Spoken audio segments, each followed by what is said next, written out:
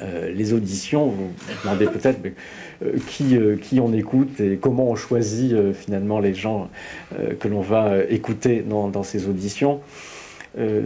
C'est véritablement dans une perspective qui vise à réunir les deux bouts de notre source d'approvisionnement, en quelque sorte, je dirais, intellectuelle. Il y a la source citoyenne qui est fondamentale et qui vient des contributions et du travail remarquable de synthèse qui est fait par nos rapporteurs.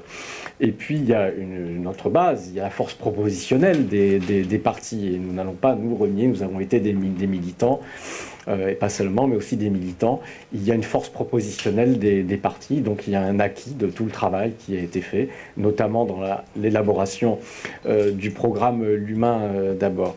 Et puis, il y a cette autre force vive, évidemment, qui est l'expertise inouïe qu'il y a dans notre pays, pas seulement dans notre pays, mais en tout cas dans le nôtre, sur tous les sujets, de chercheurs, de praticiens, d'entrepreneurs, de syndicalistes, de personnes qui ne sont pas forcément, et le plus souvent, pas engagées dans des partis politiques, qui ont souvent, en revanche, des engagements citoyens. Ce sont quand même des gens qui se préoccupent un petit peu des affaires de la cité et qui le manifestent par leur choix de vie et leurs engagements, mais qui ne sont pas engagés dans des partis politiques, qui ne sont pas forcément, d'ailleurs,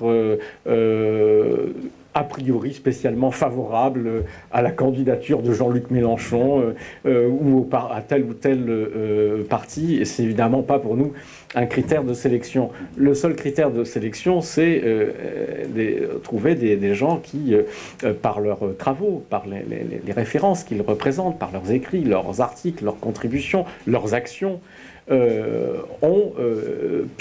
être identifiés comme des sources précieuses de questionnement, de propositions, de solutions.